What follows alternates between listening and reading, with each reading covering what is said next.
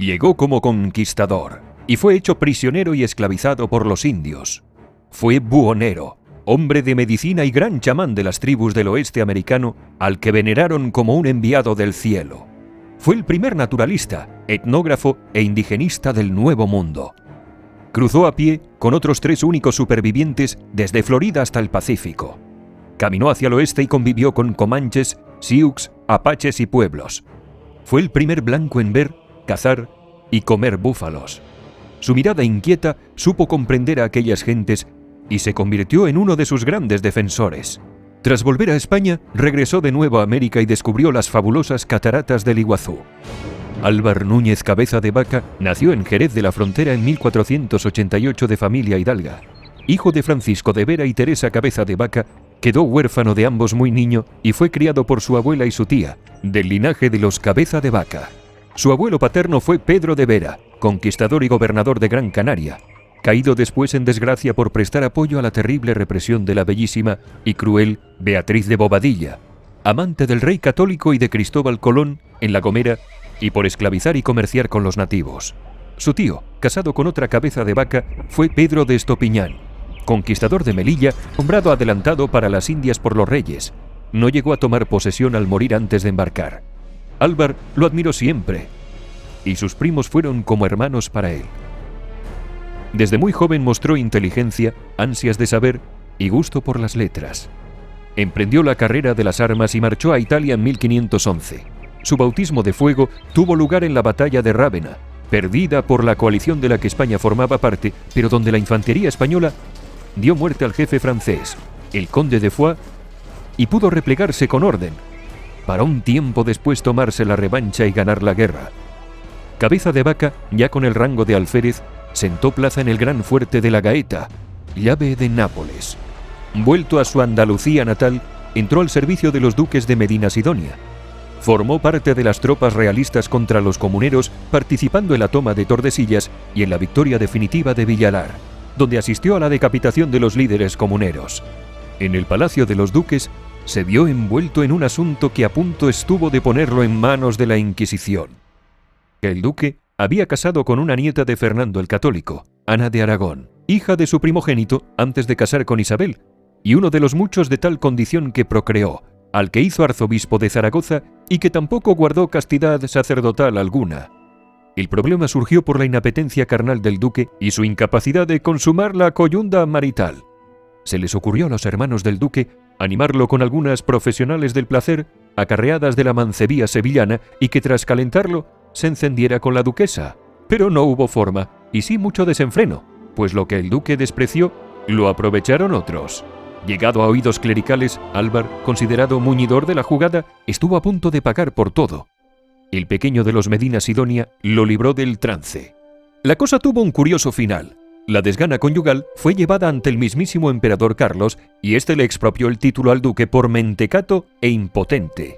La Iglesia decretó la nulidad del matrimonio y su hermano se quedó con el título y con la mujer, pues se casó de inmediato con ella y esta vez la nieta de don Fernando ya tuvo al fin descendencia ducal. Álvar soñaba con embarcar para América y al fin lo consiguió, como segundo en la escuadra de Pánfilo de Narváez, que iba a la conquista y población de la Tierra Florida, descubierta por Ponce de León, que había allí encontrado la muerte. Don Pánfilo era aquel que, enviado por el gobernador de Cuba a apresar a Cortés, ya en Tenochtitlán, este lo atacó en una operación fulgurante y se quedó con sus tropas, que triplicaban las suyas, y lo dejó tuerto. La flota hacia la Florida contaba con 5 naves y más de 600 almas, pero Narváez demostró desde el principio su incapacidad para el mando. En Santo Domingo se demoró tanto que le desertaron más de 100. Y cuando repuso alguno y llegó al destino, se adentró en la floresta contra el criterio de Cabeza de Vaca, sin intérpretes y sin tener idea de a dónde iba. Para colmo, ordenó a las naos que se fueran en busca de un puerto cristiano que tampoco sabían dónde estaba y que no los esperaran. Quería emular a Cortés y encontrar urbes de grandes palacios y un imperio que conquistar. Lo que halló fue pueblos miserables, selvas impenetrables, ciénagas, pantanos y los terribles flecheros semínolas que como sombras les combatieron. Álvar, en quien Pánfilo había sugerido cobardía, fue quien encabezó las entradas y la resistencia y finalmente la decisión de buscar de nuevo el mar. construir unas barcas e intentar sobrevivir costeando. Se fueron comiendo los 22 caballos que les quedaban y sacrificando el último, embarcaron. Botaron 5 embarcaciones en las que se apretaron casi 250 hombres. Pasando hambre y sufriendo sed, llegaron a la desembocadura del Mississippi. Narváez, renunciando ya a cualquier autoridad, vino a decir el «sálvese quien pueda», y las 5 barcas se dispersaron. De la de Pánfilo y de otras 2 no quedó nadie con vida. La de Cabeza de Vaca llegó a la isla del Mal Hado, hoy Galveston, donde naufragaron perdiendo todas sus armas. Allí hallaron a la de los capitanes Castillo y Dorantes, y todos acabaron en manos de los indios que los esclavizaron. El infierno fue atroz, y de los cerca de 90 que habían arribado, tan solo quedaron 16. Hubo hasta casos de canibalismo, y cuando los indios los iban a matar a todos porque ellos estaban muriendo también, Álvar logró convencerlos de que no lo hicieran. Cabeza de Vaca empezó a tener fama de sanador, y le dieron cierta libertad de movimiento. Se hizo buhonero, e iba de tribu en tribu con abalorios y baratijas que él mismo fabricaba e imponiendo las manos a los enfermos mientras rezaba el Padre Nuestro. Pasaron años así, y el maltrato, el hambre o directamente a lanzazos de sus captores, los españoles fueron muriendo hasta quedar otros 3 más, los capitanes Castillo y Dorantes y el negro Estebanico, criado de este último. Álvar entendió que la única esperanza era huir y comenzar a caminar hacia el oeste al encuentro de los españoles.